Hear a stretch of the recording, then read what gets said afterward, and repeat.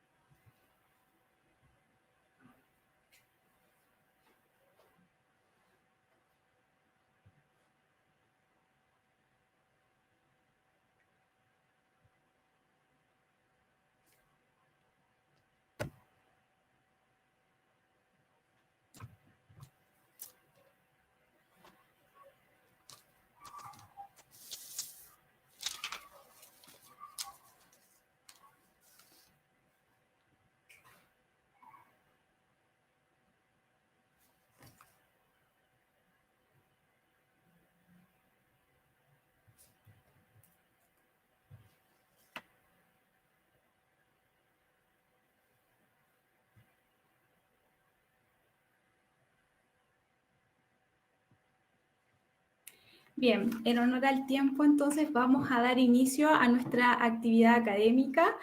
En esta oportunidad expone la doctora Lupita Lugo, a quien agradecemos, por supuesto, su disposición en participar de esta actividad académica y de nuestro ciclo de webinars que hemos organizado desde el Departamento de Matemática y Estadística en conjunto con el Programa de Formación Pedagógica de la Universidad San Sebastián.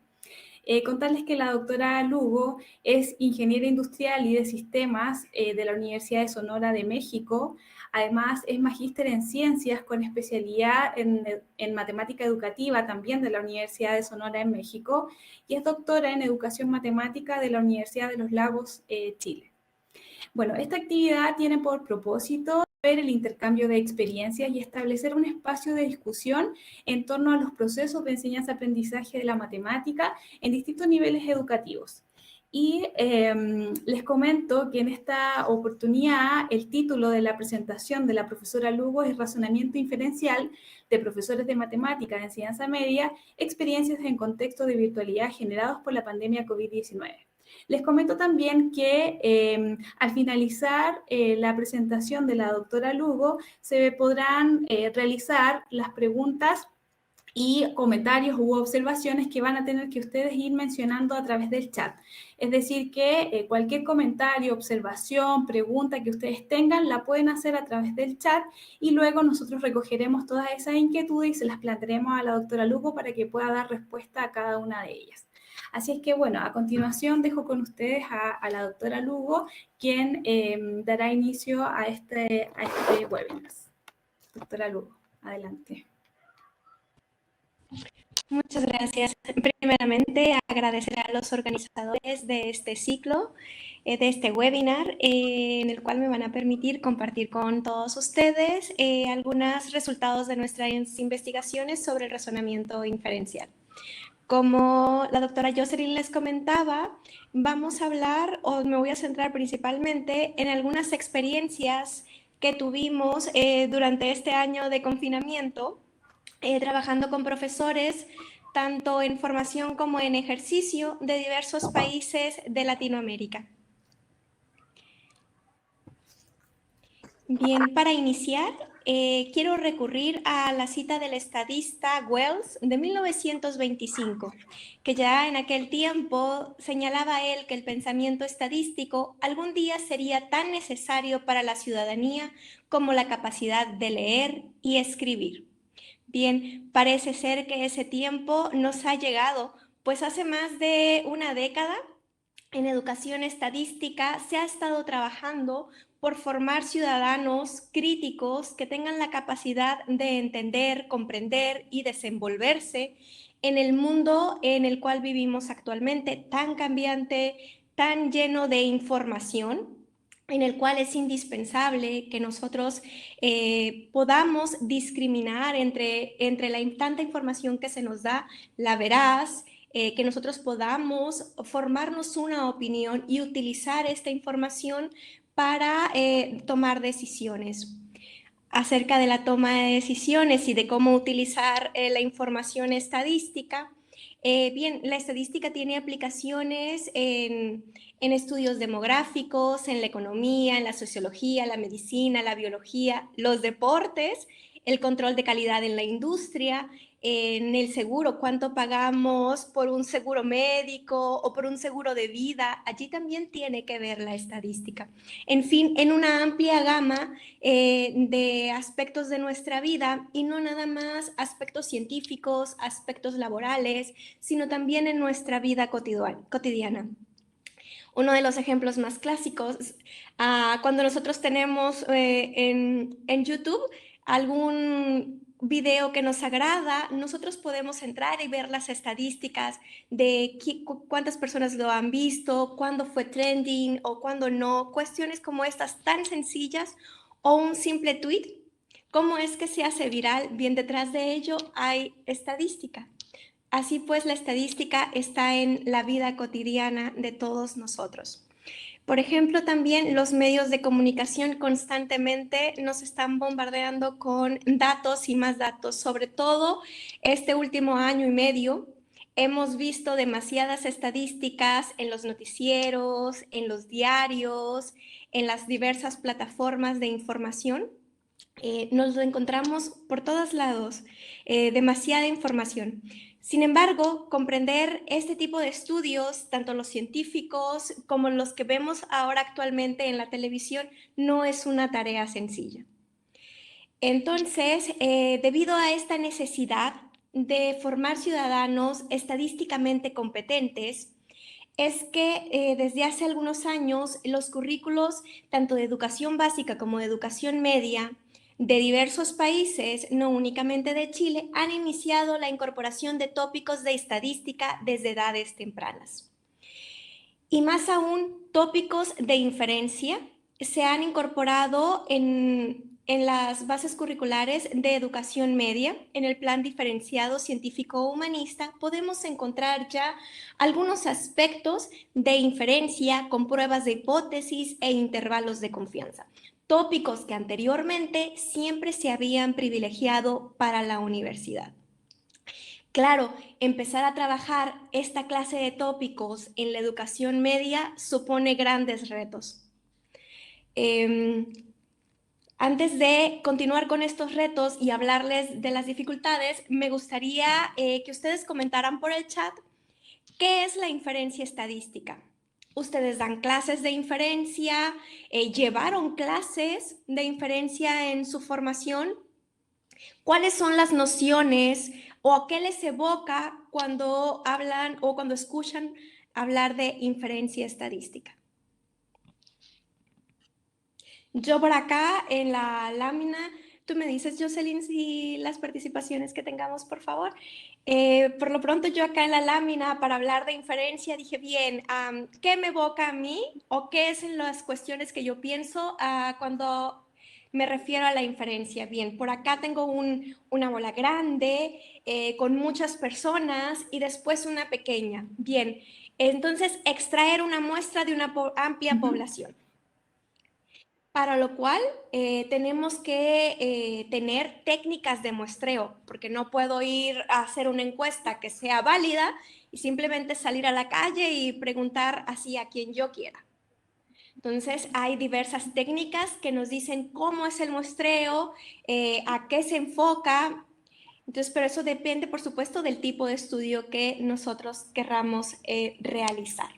Doctora Lugo, mire, le comento algunas de las respuestas que han estado dando nuestros participantes. Por acá, Sebastián señala que es la toma de decisiones en procesos de incertidumbre. Paloma establece que es obtener información no explícita del comportamiento estudiado. Cristian señala que inferencia estadística está relacionada con dos grandes temas, estimación y prueba de hipótesis. Javier dice que es el conjunto de métodos y técnicas que permiten inducir a partir de la información empírica proporcionada por una muestra. Juan, por ahí dice concluir a partir de un hecho. Víctor, de uno o más sucesos. Miriam señala decisión para una población sobre la base de una muestra. Ana señala que es toma de decisiones en un suceso aleatorio que tiene incertidumbre. Obtener conclusiones, dice por ahí Darío, en base a la información de una población o muestra. José establece que es saber cómo se comportará alguna variable a partir de datos históricos.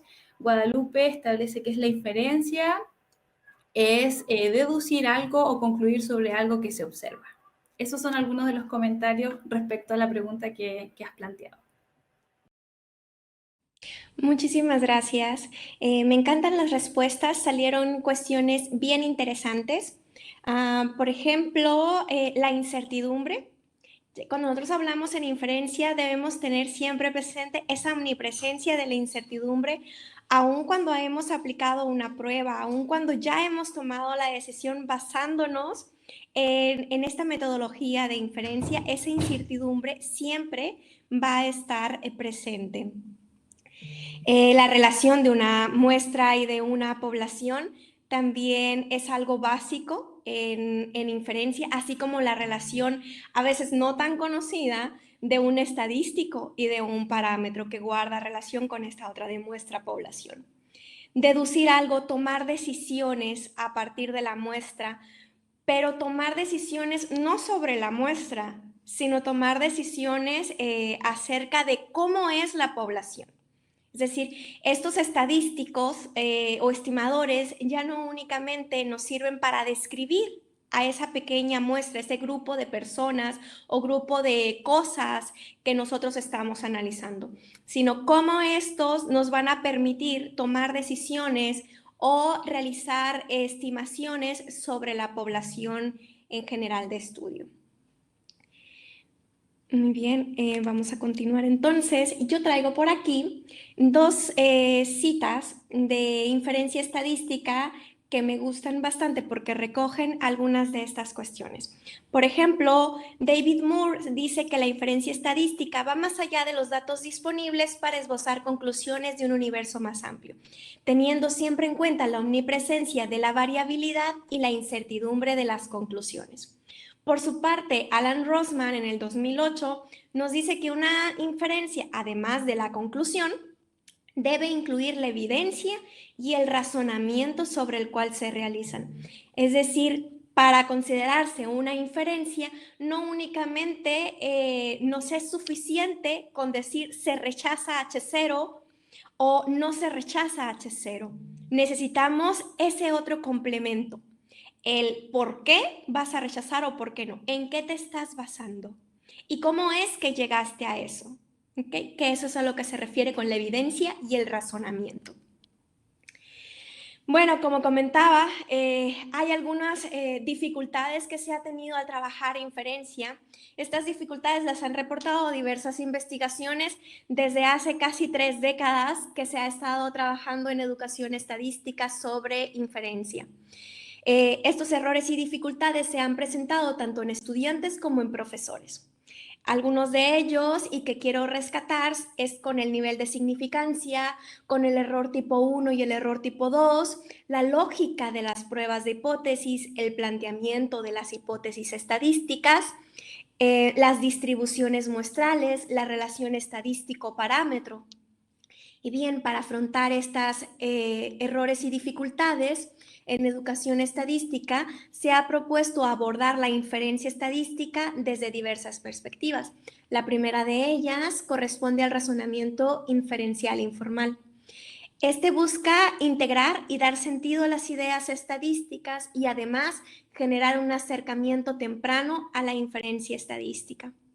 Dentro de esta perspectiva se han desarrollado algunos marcos de trabajo y propuestas de actividades, las cuales nos dan sugerencias de cómo abordar en la educación básica y en la educación media algunos tópicos de inferencia.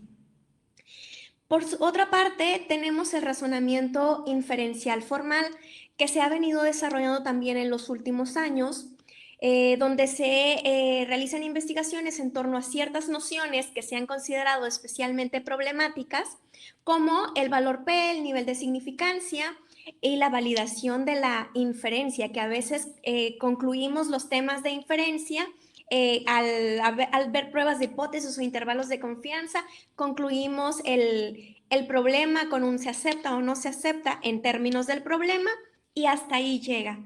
Pero hay más. Hay un paso más allá que se trata de validar la inferencia. Entonces, ese tema también ha sido reportado en la literatura como algo problemático y que se ha abordado en razonamiento inferencial formal. Claro que esto se realiza por la especificidad del tema y la complejidad que conlleva. Por otra parte, hay investigaciones de este corte que también tienen un enfoque general o reflexivo, que van más enfocadas a la lógica de las pruebas de hipótesis o la lógica del planteamiento de la hipótesis nula y de la hipótesis alternativa.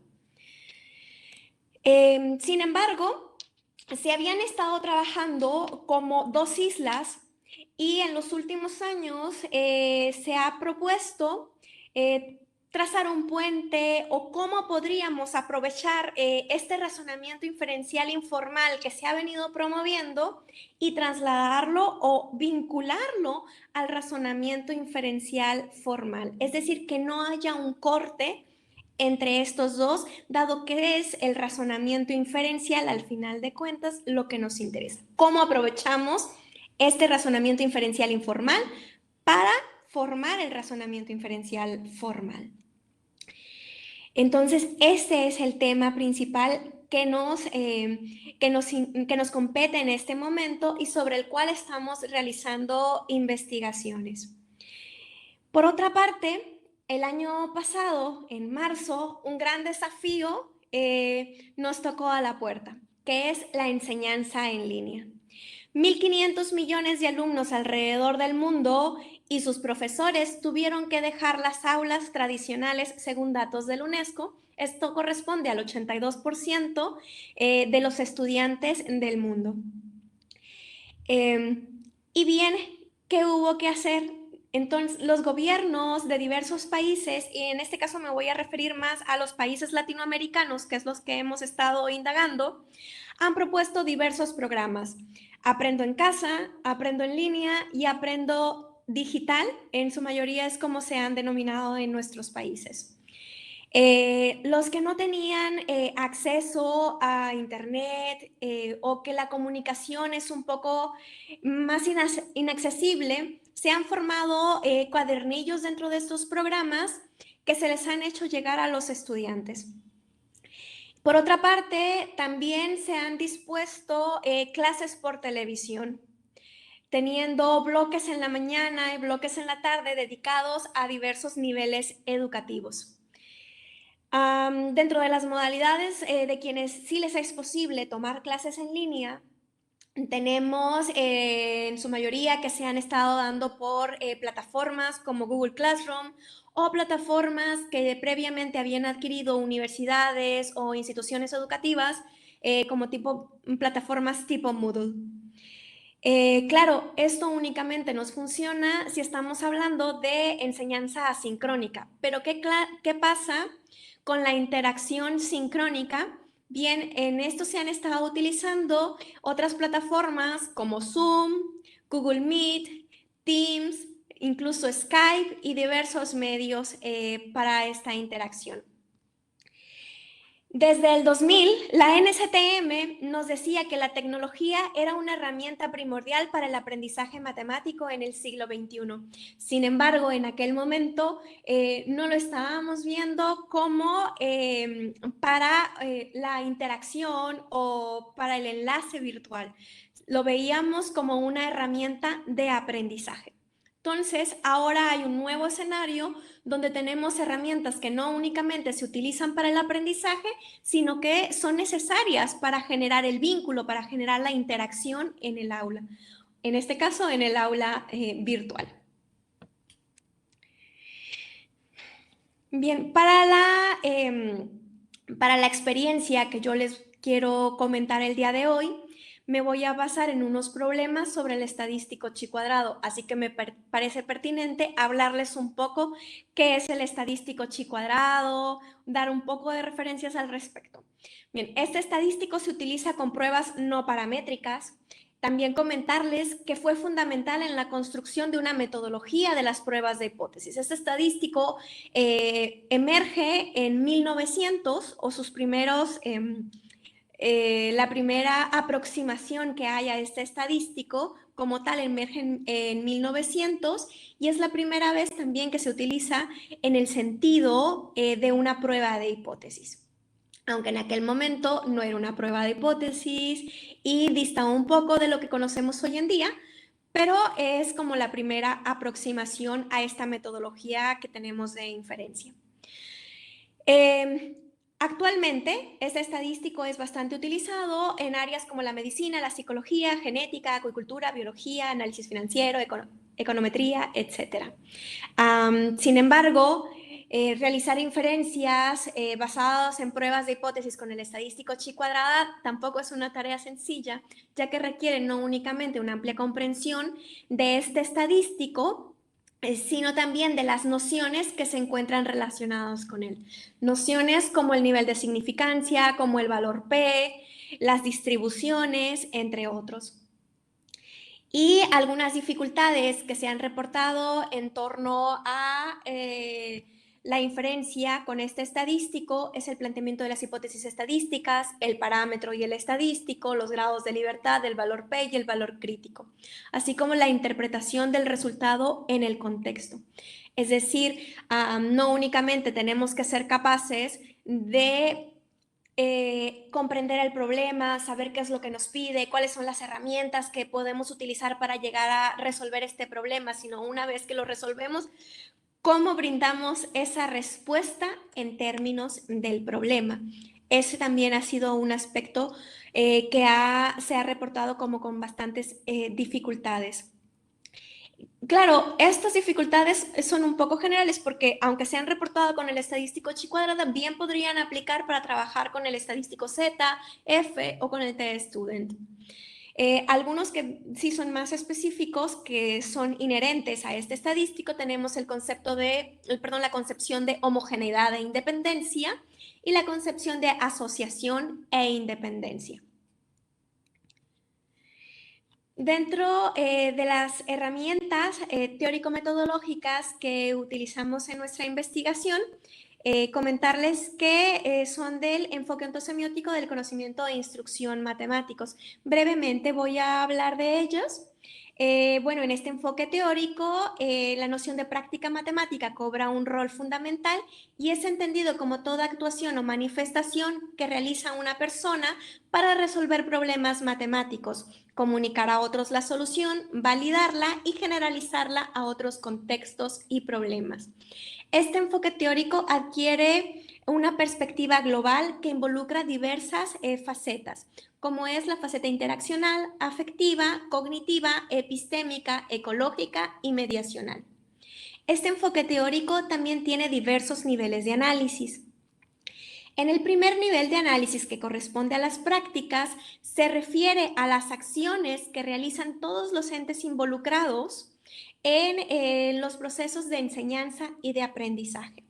En el segundo nivel de las configuraciones, refiere a las redes de objetos matemáticos primarios y procesos matemáticos que emergen de la práctica.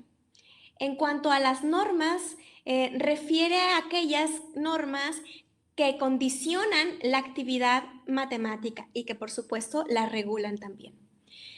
Por último, el último nivel de análisis es la idoneidad. Y esta refiere al grado en el que el proceso de instrucción reúne ciertas características que permitan calificarlo como adecuado para conseguir la adaptación entre los significados personales logrados por los estudiantes y los significados institucionales, ya sean pretendidos o implementados, teniendo siempre en cuenta las circunstancias y los recursos disponibles. Nosotros centramos en la investigación que les voy a presentar en la idoneidad epistémica y la idoneidad mediacional. Se entiende que en un proceso de estudio matemático tiene mayor idoneidad epistémica en la medida que los significados institucionales implementados o pretendidos representan al significado de referencia. Se debe tener en cuenta que este significado de referencia debe ser relativo al nivel educativo en el cual se va a implementar la experiencia formativa. La tabla de la derecha muestra los componentes e indicadores de la idoneidad epistémica, con los cuales analizamos la práctica matemática que desarrollaron los profesores en nuestra experiencia formativa. Por su parte, la idoneidad mediacional nos permite valorar el grado de disponibilidad y adecuación de los recursos materiales y temporales necesarios para el desarrollo de los procesos de enseñanza y de aprendizaje. También en esta tabla podemos ver componentes e indicadores de la idoneidad mediacional, con los cuales analizamos la práctica. Aunque analizamos todos, el día de hoy me quiero centrar en el componente recursos materiales, donde se destacan los recursos tecnológicos. Bien, el objetivo de la investigación es valorar en qué medida los significados institucionales implementados o pretendidos representan al significado de referencia y el grado de disponibilidad y adecuación de los recursos materiales y temporales necesarios para el desarrollo de la experiencia formativa. La metodología que sigue en nuestra investigación es de un enfoque de tipo cualitativo, pues pretendemos analizar la experiencia formativa para promover el razonamiento inferencial en profesores de matemáticas, esto con problemas de inferencia sobre el estadístico chi cuadrada. Obviamente estos análisis se realizan mediante las herramientas de idoneidad epistémica y mediacional de las cuales les he hablado previamente. En cuanto a los participantes, tenemos 3 grupos de profesores. El primero de ellos fueron 28 profesores en formación de una universidad mexicana, con los cuales se tuvo interacción sincrónica. El grupo 2 está conformado por 41 profesores en ejercicio de diversos países de Latinoamérica, incluyendo Chile, con los cuales se tuvo interacción tanto de forma sincrónica como asincrónica. Y el grupo 3 corresponde a 22 profesores en formación de diversas universidades de Costa Rica. Con ellos la modalidad de trabajo fue asincrónica. Con los 3 grupos trabajamos con 3 problemas sobre el estadístico chi cuadrado. Cada uno de ellos atendía a uno de los grandes significados de este estadístico, siendo el primero que atiende la prueba de bondad de ajuste, el segundo a la prueba de independencia, el tercero a la prueba de homogeneidad.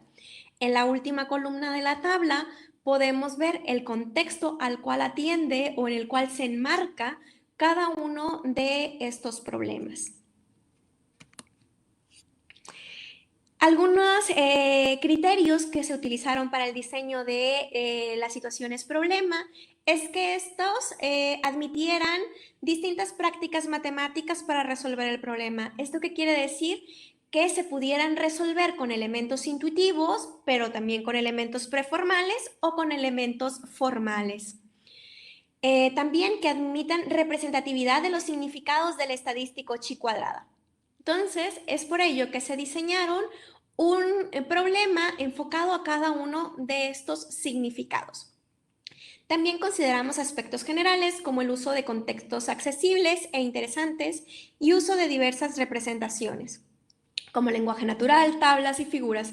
Diversas representaciones, tanto en el diseño, pero también que admitan diversas representaciones al momento de que los profesores respondieran los problemas. Bueno, ahora sí, el desarrollo de la experiencia formativa. Primeramente, hablar un poco de las diversas etapas. Voy a presentar primero los profesores en formación del grupo 1. Como tuvimos diversas modalidades, entonces cada uno de estos grupos tuvieron ciertas particularidades. Entonces, también voy a utilizar un problema para cada uno de los grupos y no hacer tan larga la presentación. Con el grupo 1 presentaré los resultados del problema 1, con los profesores del grupo 2, el problema 2 y con el grupo 3, los resultados del problema 3. Bien, la primera etapa con este grupo de profesores en formación, como les mencioné, eran sesiones sincrónicas y en la primera etapa se abordaron concepciones de estadística, nociones de probabilidad y estadística e inferencia. Algo también bastante interesante de decir es que este grupo estaba en su primer curso universitario de probabilidad y estadística. Ellos ya habían visto estadística descriptiva y habían visto temas de probabilidad, pero no habían empezado aún con temas de inferencia estadística. En una segunda etapa se presenta la actividad o el problema al grupo en general y se clarificaron algunas dudas. De las dudas más recurrentes o de las primeras dudas que surgen al leer el problema no eran sí en términos del problema, sino que los estudiantes o profesores en formación solían preguntar cómo resolverían el problema, o sea, qué herramientas tenían que utilizar. Y dentro de las características que a nosotros más nos interesaba es que fueran completamente libres de resolver el problema con las herramientas que ellos creyeran que eran convenientes. Posteriormente, partían a la resolución de problemas, que esto era en equipos, y regresaban a presentar las prácticas, explicar el razonamiento que ellos siguieron para resolver el problema. Se hacían preguntas o consultas, ya sea por parte de los formadores o por parte de sus pares. Y sucedía lo mismo en una etapa 3 y en una etapa 4 con los siguientes problemas, con el 2 y el 3. Bueno, como mencioné, con este grupo hablaré sobre el problema 1. Se trataba de un torneo amateur de tiro con arco donde se habían registrado diversos lanzamientos, es decir, en qué anillo de la diana caían las flechas de este torneo. Se tenía la teoría de que seguían una distribución normal. Entonces se les pregunta: ¿qué podrías comentar sobre la forma en que se distribuyen las frecuencias observadas? Dado que se les da en el resumen en forma tabular el anillo de la diana numerado del centro hacia afuera, del 1 al 10, la frecuencia observada y la frecuencia esperada. Dentro de las respuestas que obtuvimos, una de las más comunes es la que les presento acá. Espero que se pueda ver bien en la pantalla. Bueno, dentro de los aspectos de idoneidad epistémica, ¿qué podemos mencionar? Bueno, este problema se enmarca en el significado de bondad de ajuste.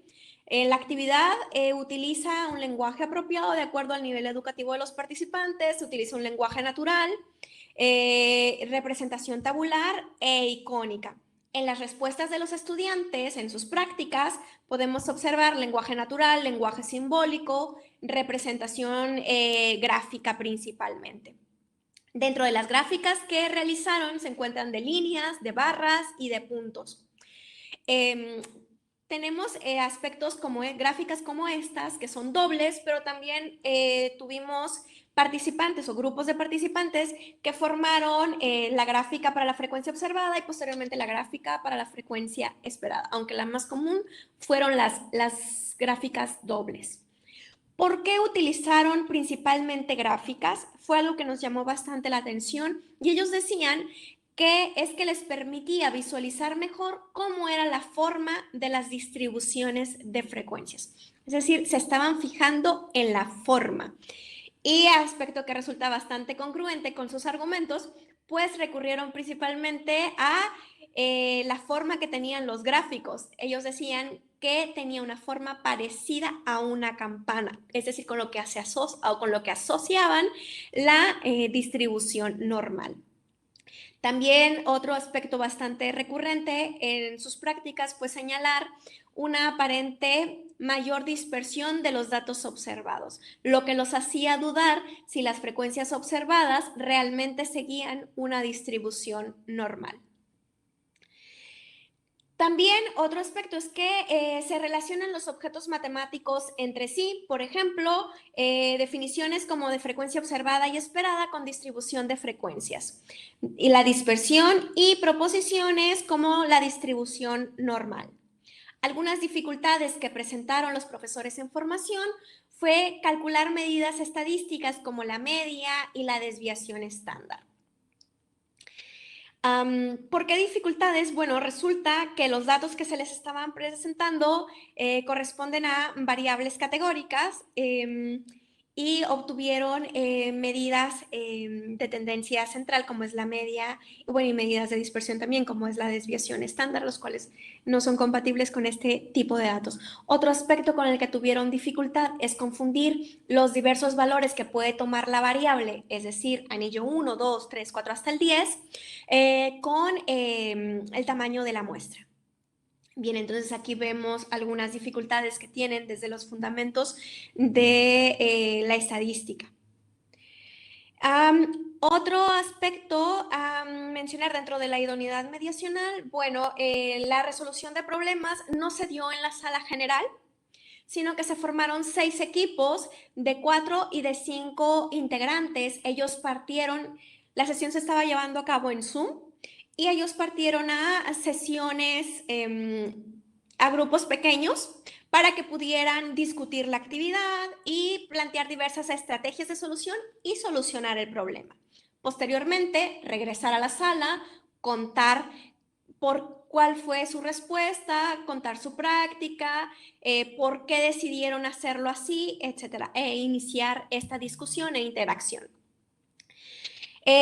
Por otra parte, aquellos recursos que se utilizaron para dar respuesta es Excel, Minitab, principalmente para dar respuesta o resolver la actividad, y en el caso de Word, para comunicarla. También hubo quienes optaron por comunicar en donde habían resuelto el problema, ya sea Excel o Minitab, pero había otras personas que decidieron mudar y hacer toda la descripción y esta narración de su razonamiento en Word. En cuanto a los profesores del grupo 2, en este caso eran profesores en ejercicio, y con ellos se trabajó tanto de forma sincrónica como asincrónica durante una semana en un taller de razonamiento estadístico. Previo a la primera sesión se había subido a la plataforma de tipo Moodle un video donde se les daba la bienvenida al curso y se brindaba una introducción al curso y se daba una primer tarea que refería a cómo se puede promover el razonamiento estadístico en el aula de clases.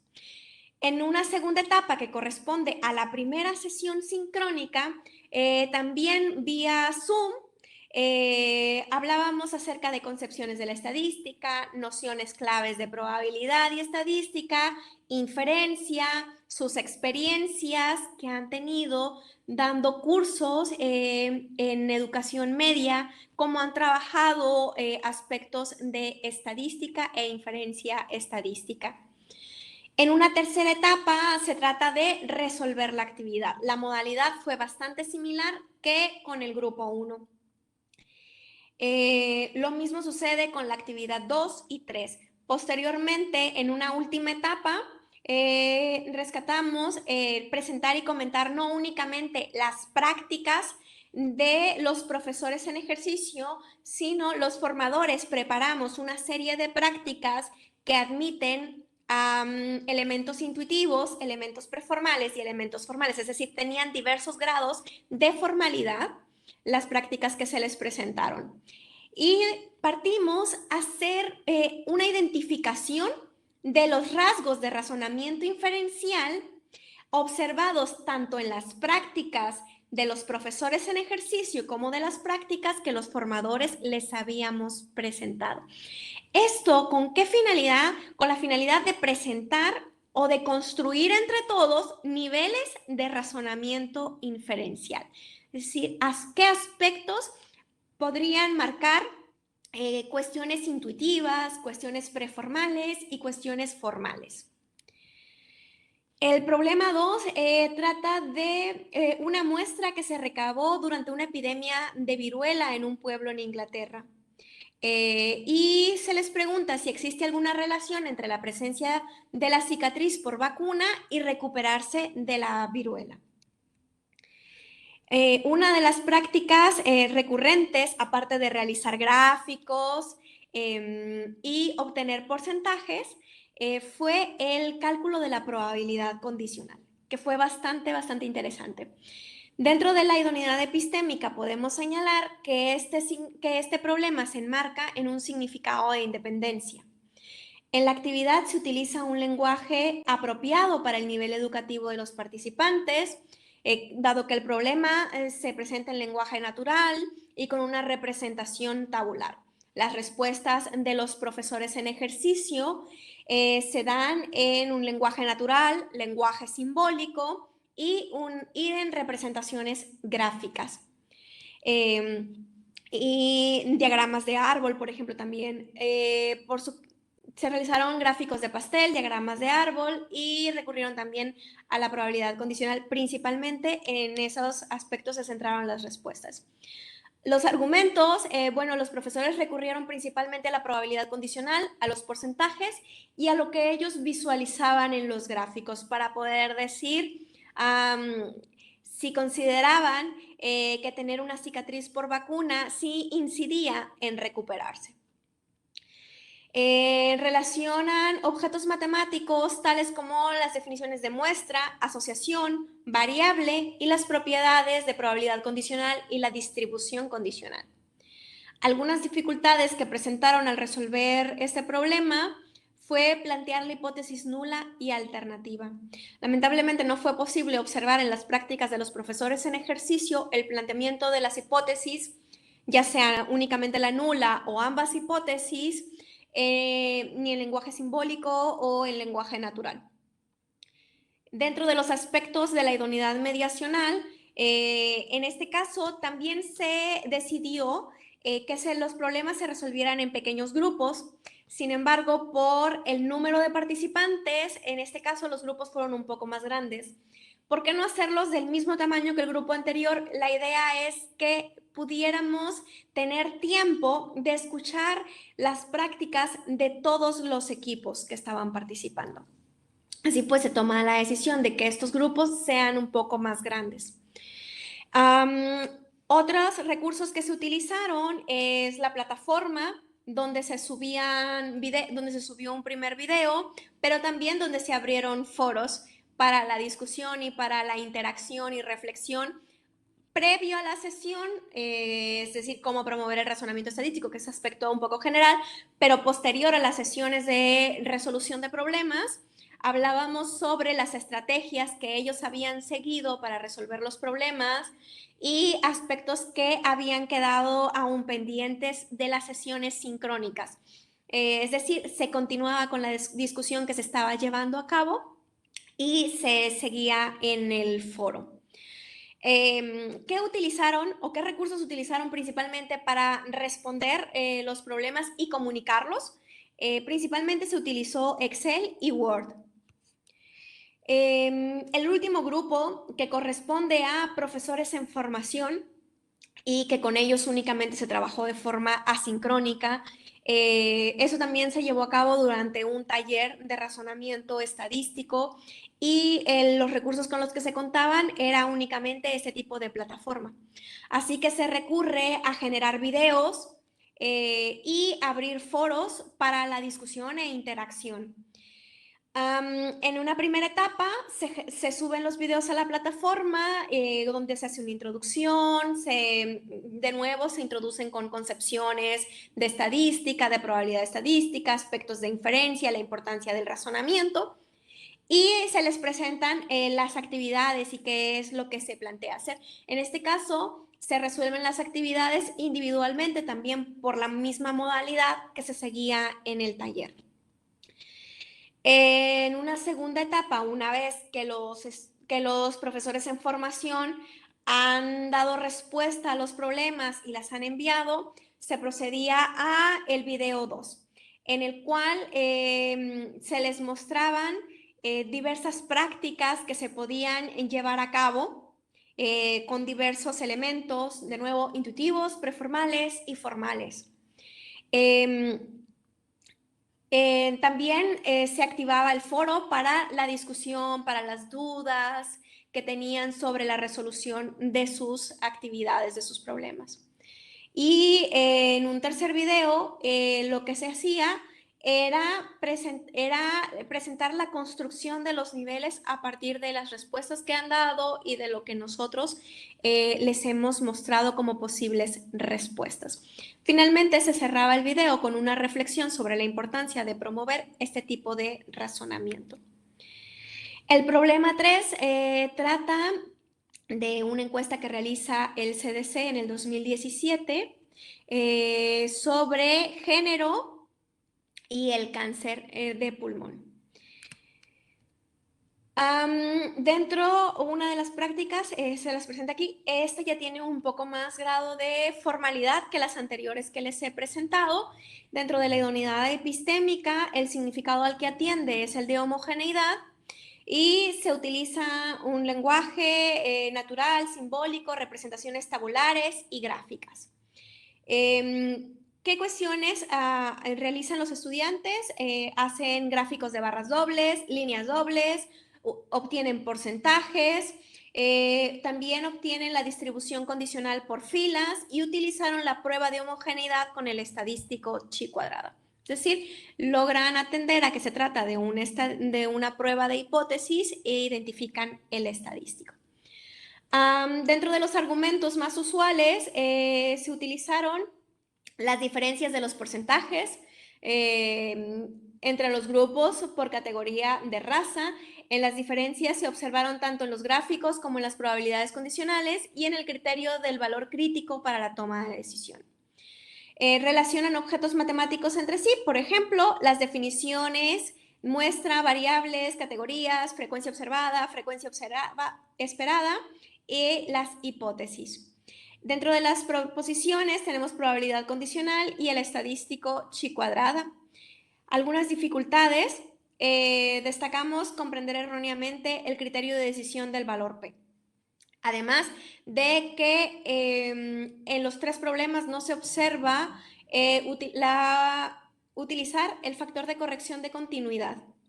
Así como no vinculan el estadístico, en algunos casos identifican que se trata de una prueba de hipótesis, identifican que se puede trabajar con el estadístico chi cuadrada, incluso identifican que se trata de una prueba de homogeneidad.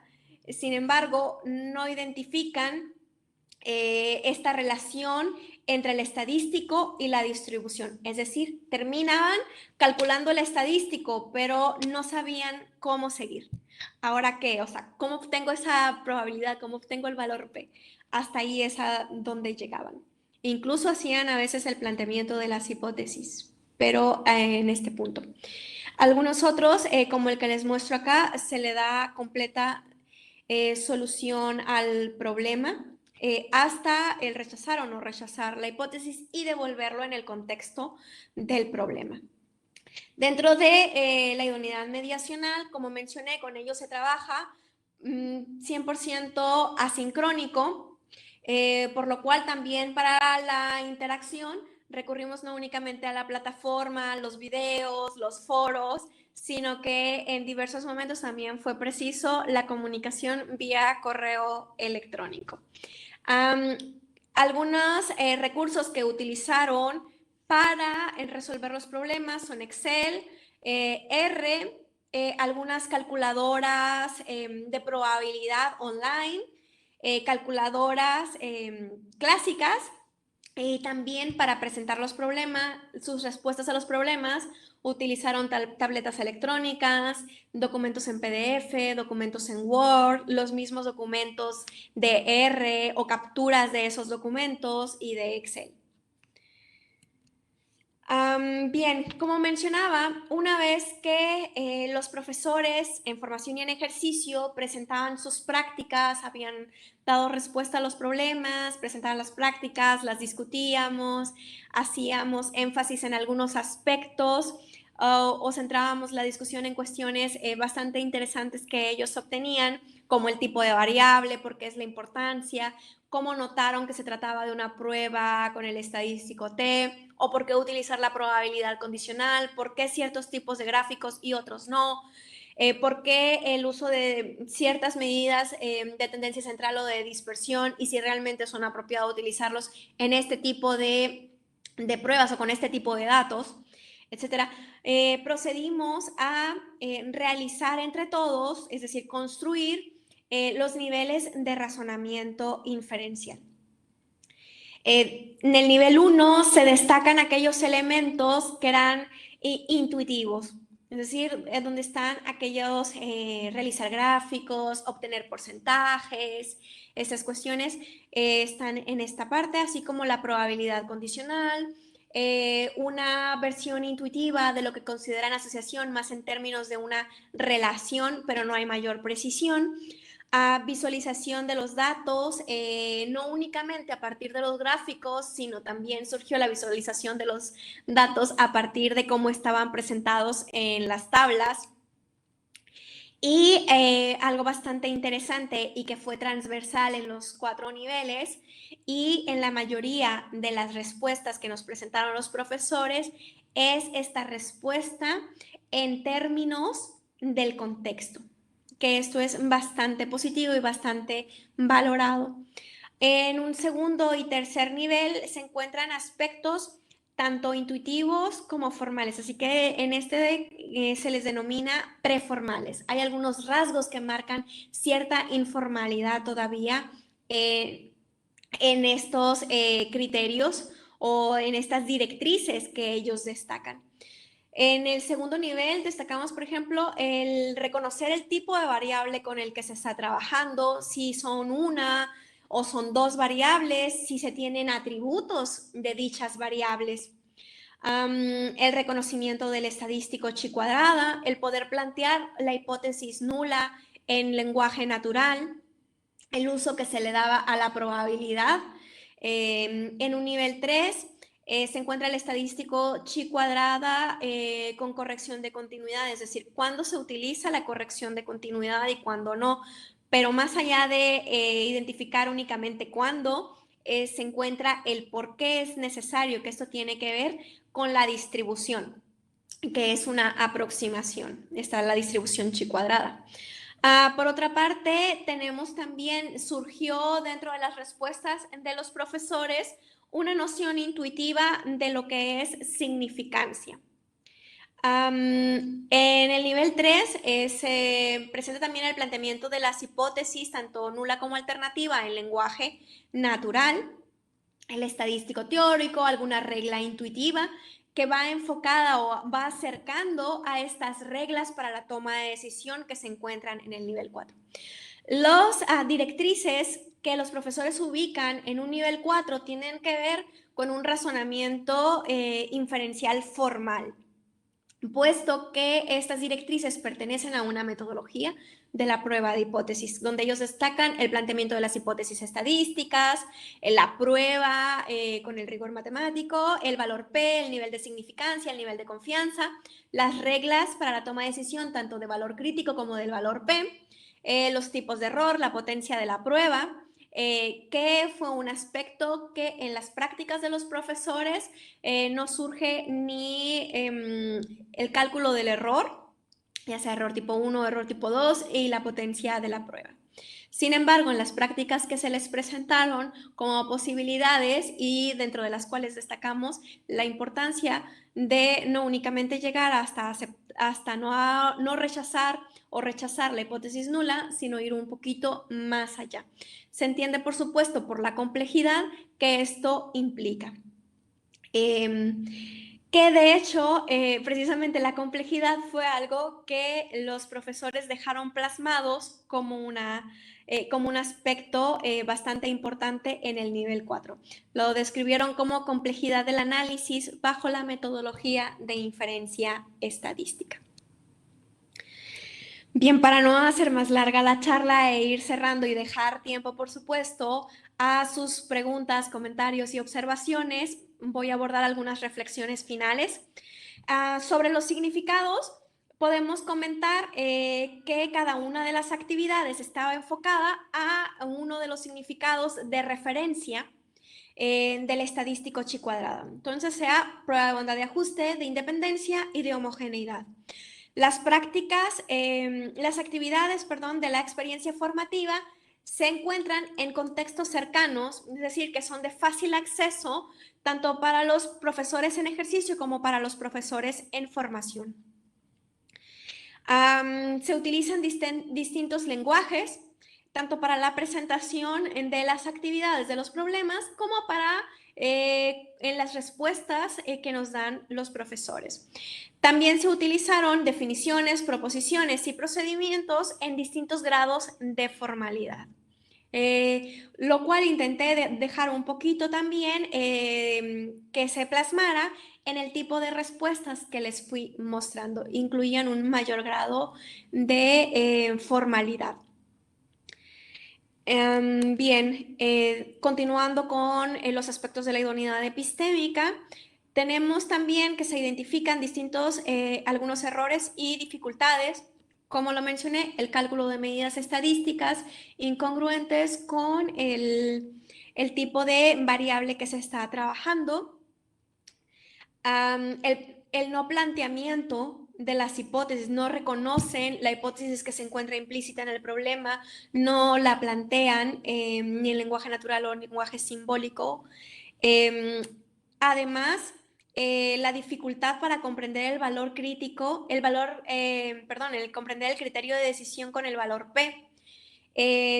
Destaca bastante que recurren a utilizar el criterio de decisión del valor crítico. Sin embargo, les causa dificultades comprender el del valor P. Puede estar inmerso o subyacente este problema o esta tendencia que se ha reportado en la literatura de investigación de las dificultades que se tienen para comprender el valor P. También se identifica en las prácticas que desarrollan los profesores que no les fue posible utilizar el estadístico chi cuadrada con factor de corrección de continuidad cuando así correspondía. Esto se debe de nuevo a que las frecuencias esperadas eran inferiores a 5 en algunos casos y bueno, el margen de error que tiene esta aproximación de la distribución se amplía al trabajar con números pequeñitos. Ahora, en cuanto a la construcción de los niveles con directrices para desarrollar el razonamiento inferencial, que fue algo bastante interesante que se pudiera generar con los profesores, que de ellos saliera de las propias prácticas matemáticas que ellos realizan y que nosotros les presentamos, emerjan estas directrices para trabajar el razonamiento inferencial. Esto nos abre un camino para seguir explorando e investigar sistemáticamente sobre directrices para promover progresivamente el razonamiento inferencial, que es una tendencia hoy en día en las investigaciones de educación estadística. Nosotros consideramos que es importante para este tipo de investigaciones recurrir o recobrar la naturaleza epistemológica de los objetos matemáticos como es el estadístico chi cuadrada y los aportes de la literatura científica acerca de la inferencia informal, la inferencia formal y sobre la progresión de lo informal a lo formal para este planteamiento de directrices o de niveles de razonamiento inferencial fundamentados en estos aspectos. Finalmente, reflexiones finales sobre la idoneidad mediacional. Como mencioné, se utilizan diversos recursos, como ven, los hemos clasificado en recursos para la conexión e interacción, que con el grupo 1 fue Zoom, con el grupo 2 Zoom y plataforma Moodle, y con el grupo 3 una plataforma Moodle. En el caso de los recursos para el aprendizaje, que es la otra categoría, se destaca Excel, softwares estadísticos como Minitab, R, uso de calculadoras, tanto manuales como calculadoras online para obtener la probabilidad, tablas de la distribución de probabilidad de la estadística chi cuadrada, tabletas de dibujo, Word, PDF, en fin. Sobre todo valoramos la amplia gama de recursos para el aprendizaje que utilizó el grupo 3. Curiosamente, el grupo 3 fue con el que se trabajó de forma sincrónica. Puede que esto se deba al tiempo que ellos tuvieron para resolver las actividades de forma sincrónica, es decir, podían explorar diversas estrategias cuando con los grupos sincrónicos tenían un tiempo limitado para estar trabajando y usualmente como lo tenían que mostrar en el grupo general, recurrían a recursos tecnológicos que tuvieran a la mano en ese momento. ¿Okay? Entonces, vemos cómo estos recursos para la conexión e interacción puede que estén mediando o estén influyendo en los recursos que se utilizan para el aprendizaje. Esta clasificación de recursos la retomamos y concordamos con ella con una investigación que realizan Peña, Pinofani y Asis en este año. Y también destacamos que los recursos y medios para el aprendizaje deben ser compatibles con los recursos de conexión e interacción virtual para que estos puedan ser funcionales, que son de los aspectos que estamos rescatando y que creo que quedaron bastante explícitos en las respuestas o en las prácticas que realizaron los estudiantes, sobre todo en esta comparación que pudiéramos realizar con los diversos grupos por las modalidades que fueron diversas con los 3 grupos. Bueno, finalmente, dejarles una referencia bueno, en este artículo que hemos publicado recientemente en Education Sciences, presentamos con mayor profundidad de lo que les he estado compartiendo el día de hoy. Algunas referencias que he utilizado en la presentación. Y quedo a su disposición para las preguntas, comentarios o reflexiones que gusten hacer.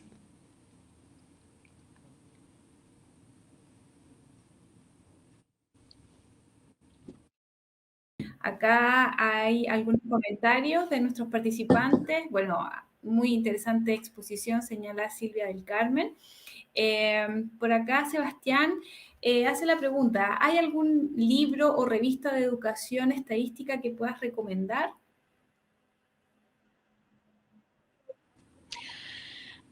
Bueno, en ocasiones surgen monotemáticos en algunas revistas. Pudiéramos hablar de revistas de matemáticas que tenemos Bolema, que es de libre acceso, Educación Matemática, también de libre acceso, Relime, en inglés hay algunas revistas especializadas en estadística, Statistics Education, y otra revista, un journal de estadística de la IASE. En este momento el nombre exactamente se me escapa, pero en Google ustedes ponen IASE y los manda a su revista, e incluso en esa página web también hay como de las conferencias que se realizan sobre estadística cada 2 o 4 años, entonces también se puede acceder a esos papers en esa página web. Perfecto. También quizás mencionar, hay algunos autores como Carmen Batanero que han hecho mucha producción, digamos, científica en torno a la estadística. Acá en Chile también está Claudia Vázquez de la Universidad Católica, que también tiene muchos trabajos relativos a la estadística que también quizás podrían revisar allí esa. Por supuesto, en español, por ejemplo, quienes trabajan en estadística, está por supuesto la doctora Carmen Batanero, que tiene bastante trayectoria, María Magdalena Gea, que trabaja aspectos de probabilidad y estadística también, Algunos un poco anteriores tenemos Vallecillos, que es una literatura bastante interesante, a pesar de que es de hace algunos años. Estepa, Cañadas, Pedro Arteaga también realiza investigación en educación estadística. De aquí de Chile, Soledad Estrella, Claudia Vázquez, creo que la doctora Claudia Vázquez se centra más en probabilidad, o al menos los papers que yo le he visto.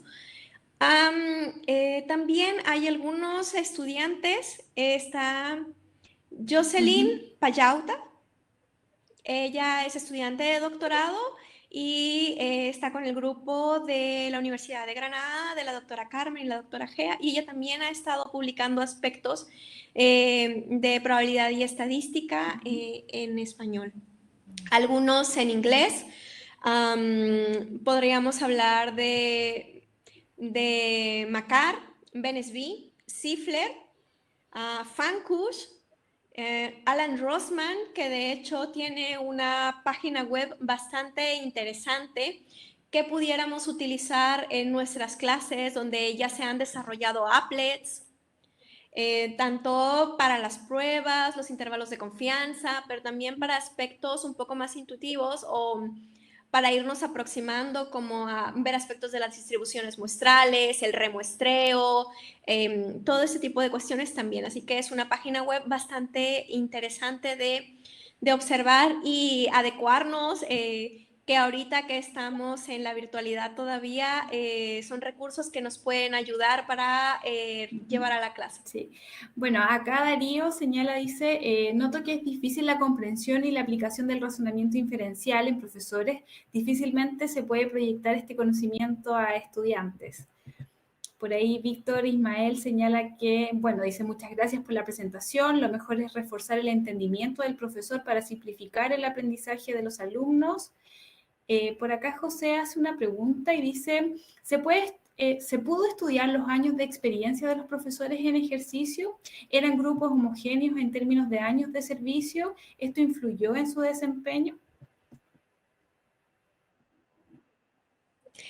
Bien, en cuanto al comentario de Darío, en general, y no únicamente es cuestión de nuestros países, tomemos en cuenta que la estadística, si bien en la última década ha venido cobrando terreno en términos de presencia en el currículo, muchos profesores que actualmente están en ejercicio no llevaron estadística en su formación.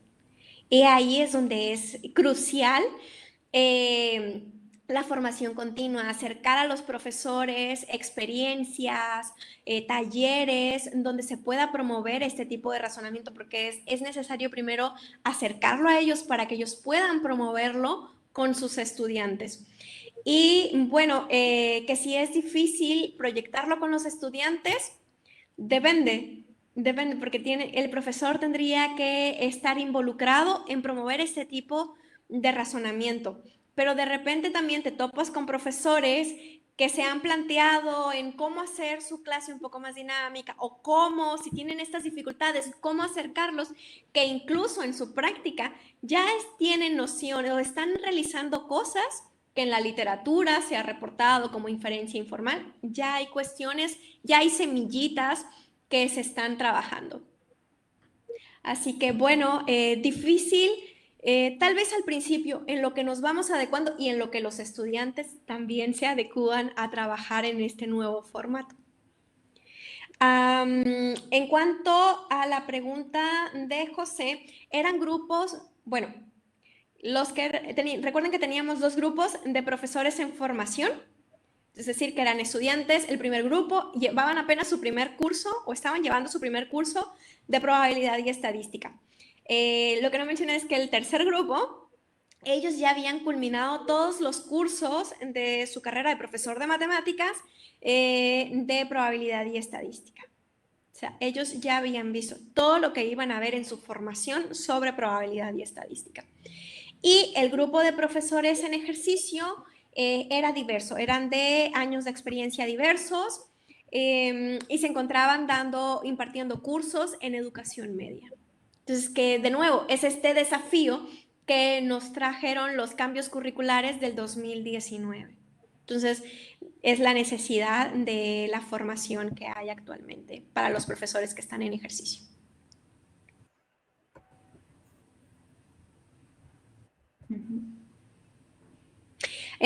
Cuanto a la pregunta de Jaime, sobre evaluar la diferencia entre los grupos que trabajaron de forma sincrónica y asincrónica.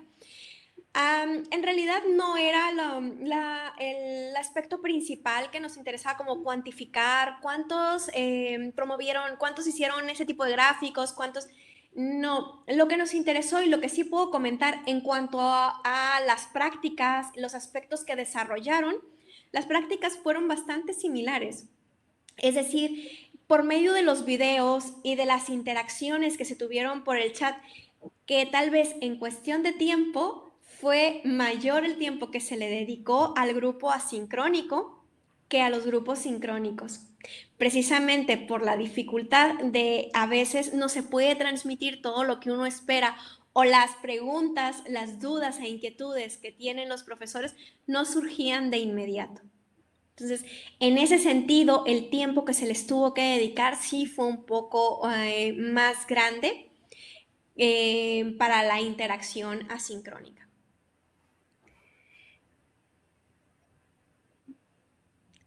Acá, Juan. Sí, Juan tiene acá un comentario y dice, bueno, antes que nada, muchas felicidades. Disculpe la pregunta. ¿Cuál considera que sería el camino para publicar sobre el uso de recursos digitales sin recaer en el diseño de un manual? Muchas gracias, dice Juan.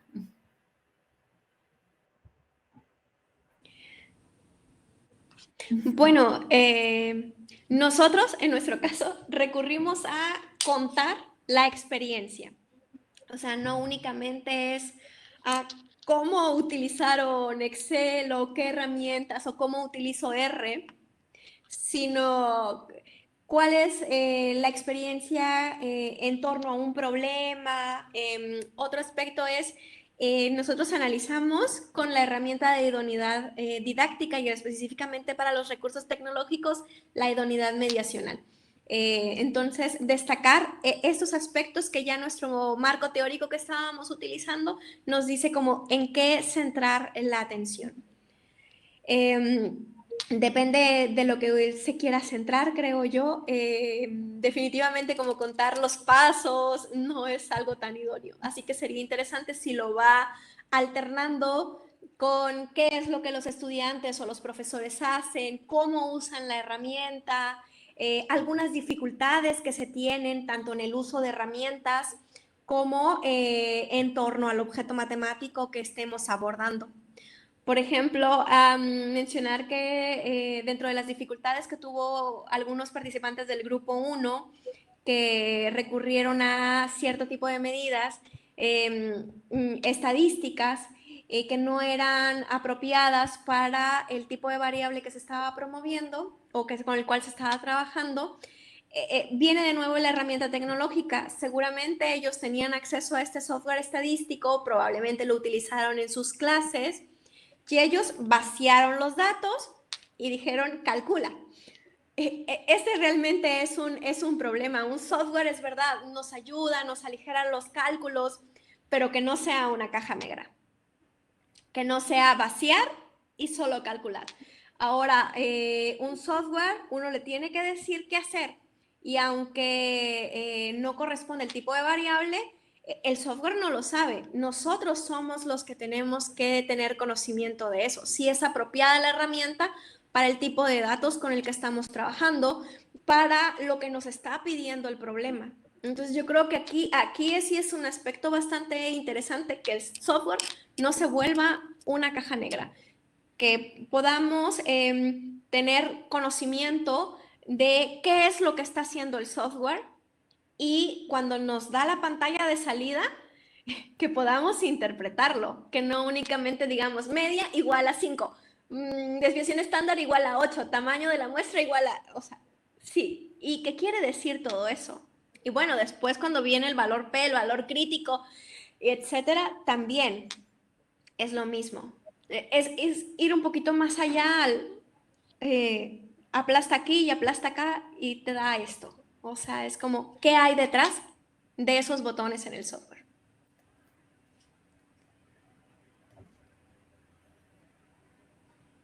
Perfecto. Ah, ¿Sí? el recurso. Lupita, no, ibas a comentar Sí, algo, dime. disculpa que te interrumpí. No, vi una pregunta sobre la página, entonces si quieres comentarme la siguiente mientras Perfecto. yo busco. Bueno, la siguiente, ¿te refieres a la pregunta de Carolina o al comentario que hace Carolina?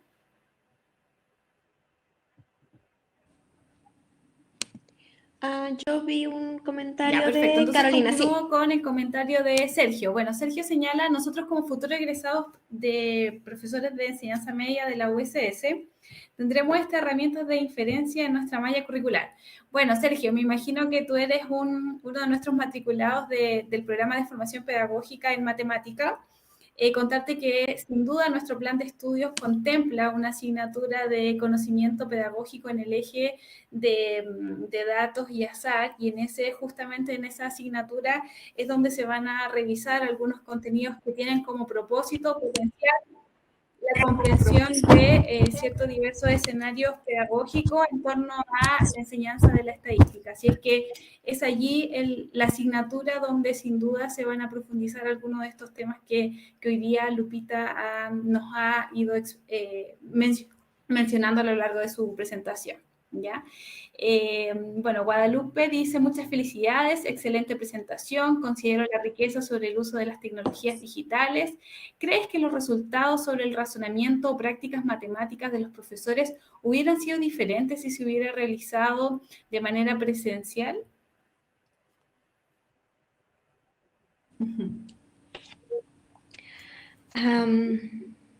No estoy tan segura que hubiese sido diferente. Intentamos utilizar todos los recursos disponibles precisamente para evitar, no sé, evitar cuestiones como que no lo pudieran hacer, o sea, se les dio completa libertad, como si hubiesen estado en un aula.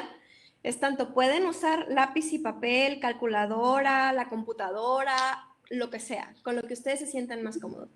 Lo que sí pienso es que los que estaban, sobre todo en sesiones completamente sincrónicas, se vieron inclinados a utilizar tecnología porque lo presentaban.